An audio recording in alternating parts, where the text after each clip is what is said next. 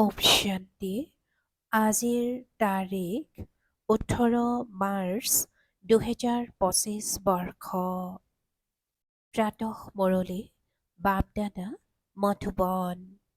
আজিৰ পিতাৰ অমৃতবাণী হৈছে, মৰমৰ সন্তানসকল, এই সময়ত তোমালোকৰ এইটো জীৱন বহুত অমূল্য, কিয়নো তোমালোক সদৰ পৰা ওলাই বেসদত আহিছা।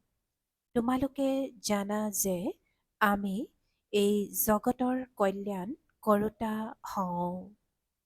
আৰু আজিৰ প্ৰশ্ন, পিতাৰ উত্তৰাধিকাৰৰ অধিকাৰ কোনটো পুৰুষাৰ্থৰ দ্বাৰা প্ৰাপ্ত হয়?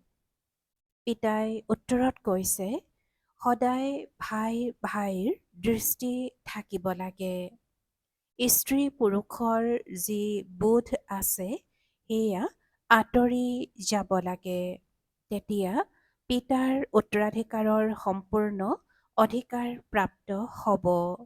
কিন্তু স্ত্ৰী পুৰুষৰ বোধ বা এই দৃষ্টি আঁতৰি যোৱাটো অতি কঠিন।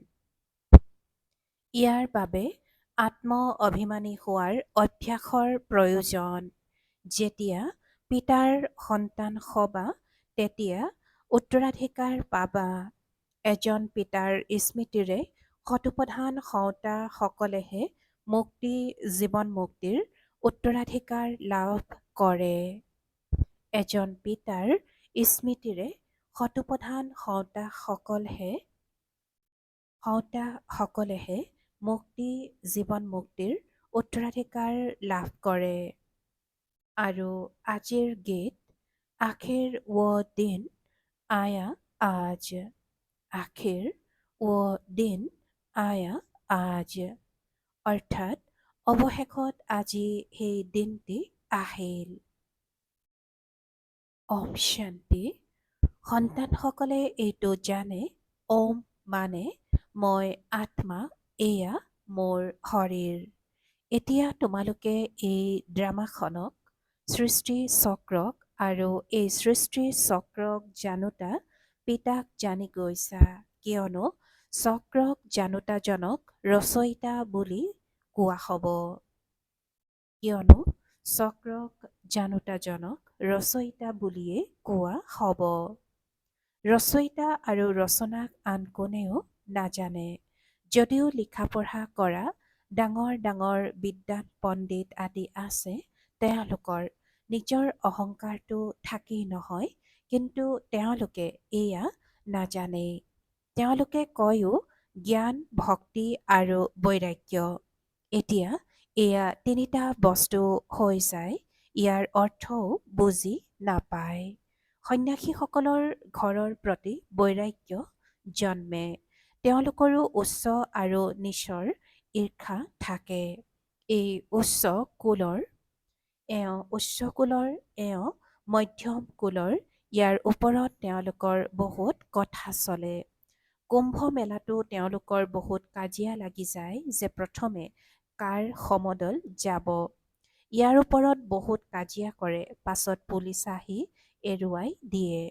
তেন্তে এয়াও দেহ অভিমান নহ'ল জানো? জগতত যিয়েই মনুষ্য মাত্ৰ আছে, সকলো হৈছে দেহ অভিমানী। তোমালোকতো এতিয়া আত্মা অভিমানী হ'ব লাগে।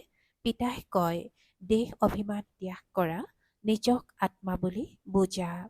আত্মাই পতিত হৈছে, তাত খাদ অৰ্থাৎ বিকাৰৰ লেপ পৰিছে। আত্মাহে শতপ্ৰধান, তমোপ্ৰধান হয়। পিতাই কৈছে যে আত্মাহে শতপ্ৰধান আৰু তমোপ্ৰধান হয়। যেনেকুৱা আত্মা তেনেকুৱা শৰীৰ লাভ কৰে। শ্ৰীকৃষ্ণৰ আত্মা সুন্দৰ, সেয়েহে শৰীৰো বহুত সুন্দৰ। তেওঁৰ শৰীৰৰ প্ৰতি বহুতৰে কল্যাণ হয়। পবিত্ৰ আত্মাইহে আকৰ্ষণ কৰে। লক্ষ্মীনাৰায়ণৰ ইমান মহিমা নাই যিমান শ্ৰীকৃষ্ণৰ আছে, কিয়নো শ্ৰীকৃষ্ণটো পবিত্ৰ সৰু বালক। ইয়াতো কোৱা হয়, সৰু বালক আৰু মহাত্মা একেই সমান। মহাত্মাসকলে তথাপিও জীৱনৰ অনুভৱ কৰি পাছত বিকাৰ ত্যাগ কৰে, ঘৃণা জন্মে। বালকটো হৈ পবিত্ৰ, তেওঁলোকক উচ্চ মহাত্মা বুলি ভাবে, সেয়েহে পিতাই বুজাইছে এই নিবৃত্তি মাৰ্গৰ সন্ন্যাসীসকলেও অৱনমিত হোৱাৰ পৰা কিছু ধৰি ৰাখে। সেয়েহে পিতাই বুজাইছে এই নিবৃত্তি মাৰ্গৰ সন্ন্যাসীসকলেও অৱনমিত হোৱাৰ পৰা কিছু ধৰি ৰাখে। যেনেকৈ ঘৰ আধা পুৰণা হ'লে তেতিয়া পুনৰ মেৰামতি কৰা হয়, সন্ন্যাসীসকলেও মেৰামতি কৰে। পবিত্ৰ হোৱা বাবে ভাৰত অধিক অৱনমিত নোহোৱাকৈ থাকে। ভাৰতৰ নিচিনা পবিত্ৰ আৰু ধনৱান খণ্ড আন কোনো আন একো হ'ব নোৱাৰে। পিতাই কৈছে, ভাৰতৰ নিচিনা পবিত্ৰ আৰু ধনৱান খণ্ড আন একো হ'ব নোৱাৰে। এতিয়া পিতাই তোমালোকক ৰচয়িতা আৰু ৰচনাৰ আদি মধ্য অন্তৰ স্মৃতি সোঁৱৰাই দিয়ে, কিয়নো এওঁ পিতাও হয়, শিক্ষকো হয় আৰু গুৰু হয়। গীতাত শ্ৰীকৃষ্ণ ভগৱানুবাস বুলি লিখি দিছে। তেওঁক জানো কেতিয়াবা বাবা বুলি ক'ব, নতুবা পতিত পাৱন বুলি ক'ব। যেতিয়া মনুষ্যই পতিত পাৱন বুলি কয়, তেতিয়া শ্ৰীকৃষ্ণক স্মৰণ নকৰে। তেওঁলোকেতো ভগৱানক স্মৰণ কৰে। আকৌ কৈ দিয়ে পতিত পাৱন সীতা ৰাম, ৰঘুপতি ৰাঘৱ ৰাজা ৰাম। কিমান বিভ্ৰান্ত হৈ আছে, কিমান বিভ্ৰান্ত হৈ আছে। পিতাই কয়, মই আহি তোমালোক সন্তানসকলক যথাৰ্থ ৰীতিৰে সকলো বেদ শাস্ত্ৰ আদিৰ সাৰমৰ্ম শুনাওঁ। প্ৰথম মুখ্য কথাটি বুজাওঁ যে তোমালোকে নিজক আত্মা বুলি বুজা আৰু পিতাক স্মৰণ কৰা, তেতিয়া তোমালোক পাৱন হৈ যাবা। তোমালোক হৈছা ভাই ভাই, আকৌ ব্ৰহ্মাৰ সন্তান কুমাৰ কুমাৰী, সেয়েহে ভাই ভনী হৈ গলা। এইটো স্মৃতি বুদ্ধিত থাকিব লাগে। আচলতে আত্মা ভাই ভাই, আকৌ ইয়াত শৰীৰত অহা বাবে ভাই ভনী হৈ যায়। বুজিবলৈ ইমানখিনিও বুদ্ধি নাই। তেওঁ আমাৰ আত্মাসকলৰ পিতা, গতিকে আমি ভাই নহ'লো জানো? তেন্তে সৰ্বব্যাপী বুলি কেনেকৈ কয়? উত্তৰাধিকাৰটো সন্তানসকলেহে পাব, পিতাইতো নাপায়। পিতাৰ পৰা সন্তানসকলে উত্তৰাধিকাৰ লাভ কৰে। ব্ৰহ্মাও শিৱ বাবাৰ সন্তান হয় নহয়, এওঁ তেওঁৰ পৰা উত্তৰাধিকাৰ লাভ কৰে। তোমালোক নাতি নাতিনী হৈ যোৱা, তোমালোকৰো অধিকাৰ আছে। সেয়েহে আত্মিক ৰূপত সকলো সন্তান হোৱা, আকৌ শৰীৰত আহিলে তেতিয়া ভাই ভনী বুলি কোৱা। আন কোনো সম্পৰ্ক নাই। সদায় ভাই ভনীৰ দৃষ্টি থাকিব লাগে। স্ত্ৰী পুৰুষৰ বোধ আঁতৰি যাব লাগে। তেতিয়া পিতাই কৈছে যে সদায় ভাই ভাইৰ দৃষ্টি থাকিব লাগে। স্ত্ৰী পুৰুষৰ বোধ আঁতৰি যাব লাগে। যেতিয়া পুৰুষ মহিলা দুয়োজনে কয়, হে ঈশ্বৰ পিতা, তেন্তে ভাই ভনী নহ'ল জানো? ভাই ভনী তেতিয়া হয় যেতিয়া পিতা সংগমত আহি ৰচনা ৰচে, কিন্তু স্ত্ৰী পুৰুষৰ দৃষ্টি কাৎচিতহে আঁতৰি যায়। পিতাই কয়, তোমালোক দেহী অভিমানী হ'ব লাগে। পিতাই কয়, যেতিয়া পুৰুষ মহিলা দুয়োজনে কয়, হে ঈশ্বৰ পিতা, তেন্তে ভাই ভনী নহ'ল জানো? ভাই ভনী তেতিয়া হয় যেতিয়া পিতা সংগমত আহি ৰচনা ৰচে, কিন্তু স্ত্ৰী পুৰুষৰ দৃষ্টি কাৎচিতহে আঁতৰি যায়। পিতাই কয়, তোমালোক দেহী অভিমানী হ'ব লাগে। পিতাৰ সন্তান হ'লেহে উত্তৰাধিকাৰ লাভ কৰিবা। মাহমিকম অৰ্থাৎ কেৱল মোক স্মৰণ কৰা, তেতিয়া শতপ্ৰধান হৈ যাবা। শতপ্ৰধান নহ'লে তোমালোক মুক্তি জীৱন মুক্তিত উভতি যাব নোৱাৰিবা। এইটো যুক্তি সন্ন্যাসী আদিয়ে কেতিয়াও নিদিয়ে। তেওঁলোকে এনেকৈ কেতিয়াও নকয় যে নিজক আত্মা বুলি বুজি পিতাক স্মৰণ কৰা। পিতাক কোৱা হয় পৰম পিতা পৰমাত্মা, সৰ্বোচ্চ আত্মা বুলিতো সকলোকে কোৱা হয়।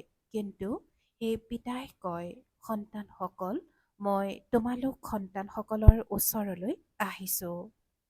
মোক কথা ক'বলৈ মুখৰটো প্ৰয়োজন হয় নহয়। আজিকালি য'তে ত'তে গোমুখ নিশ্চয় ৰাখে। আকৌ কয়, গোমুখৰ পৰা অমৃত ওলায়। প্ৰকৃততে অমৃত বুলিতো কোৱা হয় জ্ঞানক। পিতাই কৈছে যে প্ৰকৃততে অমৃত বুলিতো কোৱা হয় জ্ঞানক। জ্ঞান অমৃত মুখেৰে ওলায়। এই ক্ষেত্ৰত পানীৰ কথা নাই।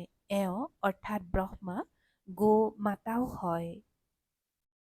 বাবাই এওঁৰ শৰীৰত প্ৰৱেশ কৰিছে। পিতাই এওঁৰ দ্বাৰা তোমালোকক নিজৰ কৰি লৈছে। এওঁৰ দ্বাৰা জ্ঞান শুনায়। তেওঁলোকেতো পাথৰ সাজি তাত মুখ দি দিছে, য'ৰ পৰা পানী ওলায়। এয়াতো ভক্তিৰ নিয়ম হৈ গ'ল নহয়।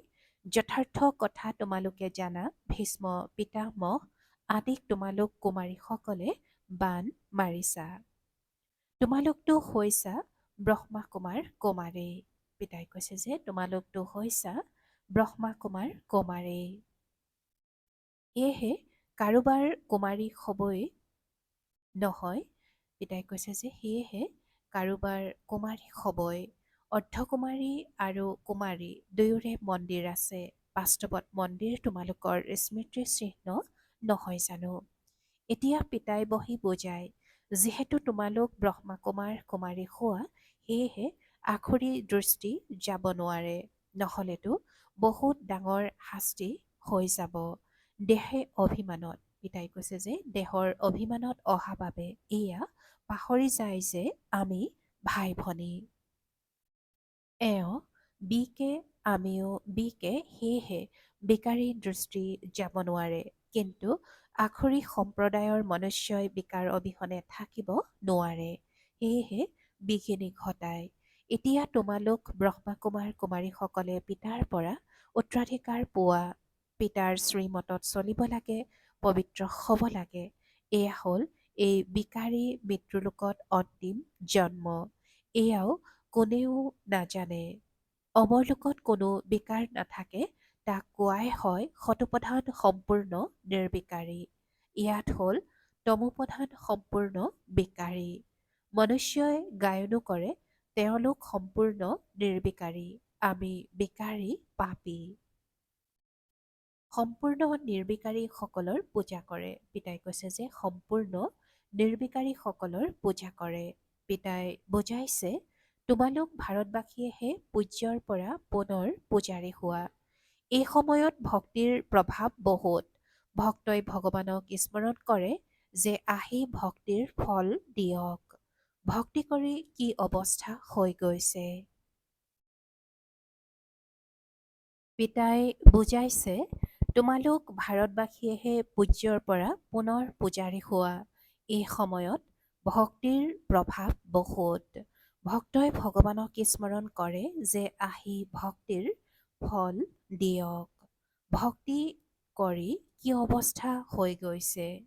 ভক্তি কৰি কি অৱস্থা হৈ গৈছে। পিতাই বুজাইছে, মুখ্য ধৰ্মশাস্ত্ৰ 4খন। এটাটো হ'ল দৈবী ধৰ্ম। ইয়াত ব্ৰাহ্মণ, দেৱতা, ক্ষত্ৰিয় তিনিওটাই আহি যায়। পিতাই ব্ৰাহ্মণ ধৰ্ম প্ৰতিষ্ঠা কৰে। ব্ৰাহ্মণৰ টিকনি হৈছে সংগম যোগৰ। তোমালোক ব্ৰাহ্মণসকল এতিয়া পুৰুষোত্তম হৈ আছা। ব্ৰাহ্মণ হৈ আকৌ দেৱতা হোৱা। সেই ব্ৰাহ্মণ সকলো বিকাৰী। তেওঁলোকেও এই ব্ৰাহ্মণৰ আগত নমস্কাৰ জনায়। ব্ৰাহ্মণ দেৱতাই নমঃ বুলি কয়, কিয়নো বুজি পায় তেওঁলোক ব্ৰহ্মাৰ সন্তান আছিল। আমিতো ব্ৰহ্মাৰ সন্তান। এতিয়া তোমালোক ব্ৰহ্মাৰ সন্তান হোৱা। তোমালোকক সকলোৱে নমন কৰিব। পাছত তোমালোক দেৱী দেৱতা হোৱা। এতিয়া তোমালোক ব্ৰহ্মা কুমাৰ কুমাৰী হৈছা। তাৰ পাছত দৈবী কুমাৰ কুমাৰী হ'বা। এই সময়ত তোমালোকৰ এইটো জীৱন বহুত অমূল্য, কিয়নো তোমালোকৰ জগত মাতা বুলি গায়ন আছে। তোমালোক হ্ৰদৰ পৰা ওলাই বেশদত আহিছা। তোমালোকে জানা যে আমি এই সময়ত জগতৰ কল্যাণ কৰোঁতা হওঁ, সেয়েহে প্ৰত্যেকেই জগত অম্বা হৈ গ'ল। এই নৰকত মনুষ্য বহুত দুখী। আমি তেওঁলোকৰ সেৱা কৰিবলৈ আহিছোঁ। আমি তেওঁলোকক স্বৰ্গবাসী কৰিহে এৰিম। তোমালোক হৈছা সেনা, ইয়াক যুদ্ধক্ষেত্ৰ বুলিও কোৱা হয়। যাদৱ, কৌৰৱ আৰু পাণ্ডৱ একেলগে থাকে, ভাই ভাই নহয় জানো? এতিয়া তোমালোকৰ যুদ্ধ ভাই ভনীৰ লগত নহয়, তোমালোকৰ ৰাৱণৰ লগত যুদ্ধ। মনুষ্যৰ পৰা দেৱতা কৰি গঢ়ি তুলিবলৈ ভাই ভনীসকলক বুজোৱা। সেয়েহে পিতাই বুজাইছে, দেহ সহিত দেহৰ সকলো সম্বন্ধ ত্যাগ কৰিব লাগে। এয়া হ'ল পুৰণি সৃষ্টি। কিমান ডাঙৰ বান্ধ নলা আদি খান্দে, কিয়নো পানী নাই। প্ৰজাটো বহুত বাঢ়ি গৈছে, তাততো তোমালোক বহুত কম সংখ্যক থাকা। নদীততো পানী বহুত থাকে, শস্যও বহুত হয়। ইয়াততো পৃথিৱীত কোটি কোটি মনুষ্য। তাততো আৰম্ভণিতে গোটেই পৃথিৱীত নহৰ পৰা 10 লাখ থাকে, আন কোনো খণ্ড নাথাকে। তোমালোক কম সংখ্যকহে তাত থাকা। তোমালোক কলৈকো যোৱাৰ প্ৰয়োজন নাথাকে। তাত হয়েই নাতিশীতোষ্ণ জলবায়ু। পাঁচতত্ত্বই কোনো নষ্ট, পাঁচতত্ত্বই কোনো কষ্ট নিদিয়ে, আদেশ অনুসৰি চলে। পিতাই কৈছে যে পাঁচতত্ত্বই কোনো কষ্ট নিদিয়ে, আদেশ অনুসৰি চলে, দুখৰ নাম নাথাকে। সেয়া হয় বৈকুণ্ঠ আৰু এতিয়া হ'ল নৰক। এয়া মাজৰ পৰা আৰম্ভ হয়। দেৱতাসকল বাম অৰ্থাৎ বিকাৰী মাৰ্গত অৱনমিত হয়, তেতিয়া পুনৰ ৰাৱণ ৰাজ্য আৰম্ভ হৈ যায়। তোমালোকে বুজি পাইছা, আমি দ্বৈত মুকুটধাৰী পূজ্য হওঁ, পাছত একক অৰ্থাৎ মুকুটধাৰী হওঁ। সত্যযুগত পবিত্ৰতাৰো স্মৃতিচিহ্ন থাকে। দেৱতাসকলটো সকলো পবিত্ৰ, ইয়াত পবিত্ৰ কোনো নাথাকে। জন্মটো তথাপিও বিকাৰৰ দ্বাৰাই লয় নহয়, সেইবাবে ইয়াক ভ্ৰষ্টাচাৰী সৃষ্টি বুলি কোৱা হয়। পিতাই কৈছে যে জন্মটো বিকাৰৰ দ্বাৰাই লয় নহয়, সেইবাবে ইয়াক ভ্ৰষ্টাচাৰী সৃষ্টি বুলি কোৱা হয়। সত্যযুগ হৈছে শ্ৰেষ্ঠাচাৰী, বিকাৰকে ভ্ৰষ্টাচাৰ বুলি কোৱা হয়। সন্তানসকলে জানা যে সত্যযুগত পবিত্ৰ পবিত্ৰী মাৰ্গ আছিল, এতিয়া অপবিত্ৰ হৈ গৈছে। এতিয়া পুনৰ পবিত্ৰ শ্ৰেষ্ঠাচাৰী সৃষ্টি হ'ব। সৃষ্টিৰ চক্ৰ ঘূৰে নহয়। পৰমপিতা পৰমাত্মাকে পতিত পাৱন বুলি কোৱা হয়। মনুষ্যই কৈ দিয়ে ভগৱানে প্ৰেৰণা দিয়ে, এতিয়া প্ৰেৰণা মানে বিচাৰ। ইয়াত প্ৰেৰণাৰতো কথাই নাই। তেওঁ নিজেই কয়, মই শৰীৰৰ আধাৰ ল'বলগীয়া হয়, মুখ অবিহনে শৰীৰ কেনেকৈ দিম? প্ৰেৰণাৰ দ্বাৰা কিবা শিক্ষা দিয়া হয় জানো? ভগৱানে প্ৰেৰণাৰে একোৱেই নকৰে। পিতাইতো সন্তানসকলক পঢ়ায়, প্ৰেৰণাৰে পঢ়া শুনা হ'ব নোৱাৰে।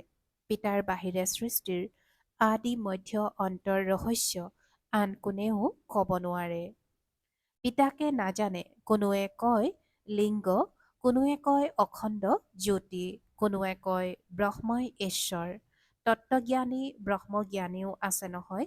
শাস্ত্ৰত দেখুৱাইছে 84 লাখ যোনি। এতিয়া যদি 84 লাখ জন্ম হয়, তেন্তে বহুত ডাঙৰ কল্পৰ প্ৰয়োজন। কোনেও হিচাপেই উলিয়াব নোৱাৰিব। তেওঁলোকেতো সত্যযুগকে লাখ লাখ বছৰ বুলি কৈ দিয়ে। পিতাই কয়, গোটেই সৃষ্টি 5,000 বছৰৰ, 84 লাখ জন্মৰ বাবে সময়ো ইমানেই প্ৰয়োজন হয় নহয়। এই সকলো শাস্ত্ৰ ভক্তি মাৰ্গৰ। পিতাই কয়, মই আহি তোমালোকক এই সকলো শাস্ত্ৰৰ সাৰ বুজাওঁ। এয়া সকলো ভক্তি মাৰ্গৰ সামগ্ৰী। ইয়াৰ দ্বাৰা কোনেও মোক প্ৰাপ্ত কৰিব নোৱাৰে। মই যেতিয়া আহোঁ তেতিয়া সকলোকে লৈ যাওঁ। মোক মাতেই, হে পতিত পাৱন আহক। পিতাই কৈছে যে মোক মাতেই, হে পতিত পাৱন আহক। পবিত্ৰ কৰি লৈ আমাকো পবিত্ৰ জগতলৈ লৈ বলক।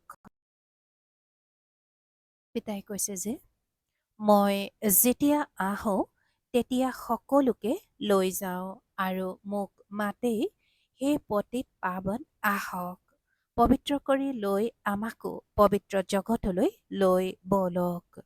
কিন্তু বিচাৰি পাবলৈ কিয় হাবাথুৰি খোৱা?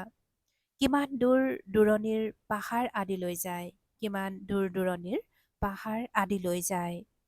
আজিকালিতো কিমান মন্দিৰ খালী হৈ পৰি আছে, কোনেও নাযায়।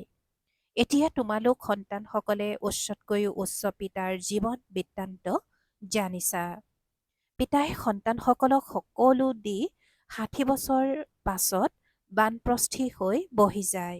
এই নিয়মো এতিয়াৰে, সকলো উৎসৱো এই সময়ৰে। তোমালোকে জানা, এতিয়া আমি সংগমত থিয় হৈ আছো। ৰাতিৰ পাছত দিনো হ'ব, এতিয়াতো ঘোৰ অন্ধকাৰ। মনুষ্যই গায়নো কৰে, জ্ঞান সূৰ্য প্ৰকট হ'ল, তোমালোকে পিতাক আৰু ৰচনাৰ আদি মধ্য অন্তক জানিছা। যেনেকৈ পিতা জ্ঞানবান, তোমালোকো মাষ্টাৰ জ্ঞানবান হৈ গৈছা। তোমালোক সন্তানসকলে পিতাৰ পৰা বেহদ সুখৰ উত্তৰাধিকাৰ লাভ কৰিছা। লৌকিক পিতাৰ পৰাতো সদৰ অৰ্থাৎ সীমিত উত্তৰাধিকাৰ পোৱা যায়, যাৰ দ্বাৰা অল্পকালৰ সুখ পোৱা যায়, যাক সন্ন্যাসীসকলে কাউৰীৰ বিষ্ঠাৰ সমান সুখ বুলি কৈ দিয়ে।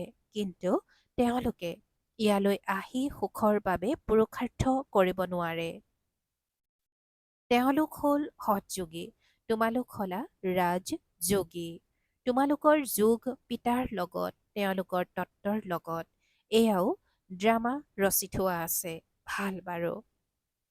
অতি মৰমৰ কল্পৰ পাছত পুনৰাই মিলিত হোৱা সন্তানসকলৰ প্ৰতি মাতা পিতা বাপ দাদাৰ স্নেহপূৰ্ণ স্মৰণ আৰু সুপ্ৰভাত।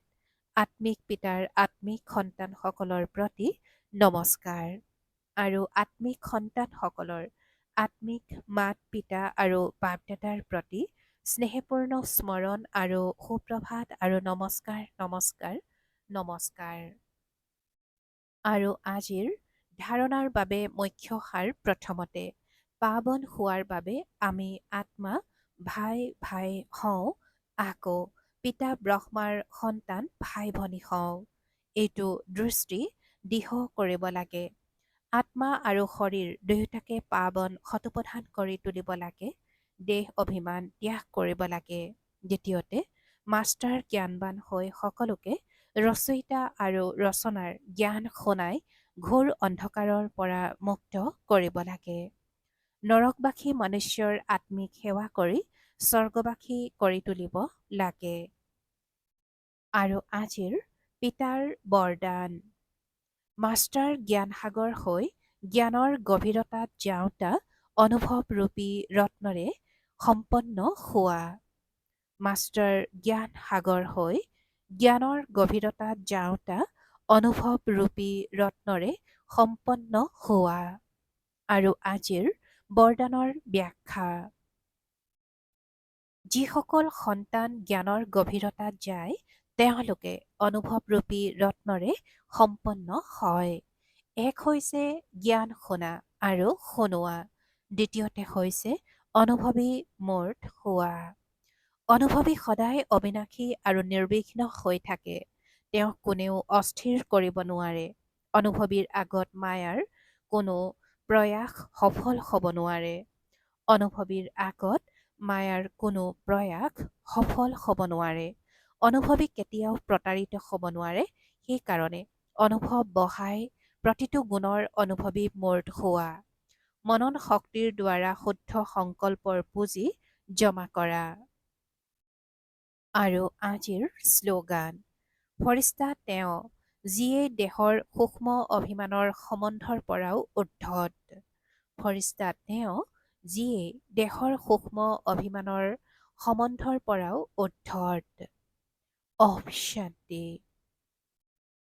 সত্যতা আৰু সভ্যতাৰূপী সংস্কৃতি ধাৰণ কৰিবলৈ আজিৰ অব্যক্ত সংকেত।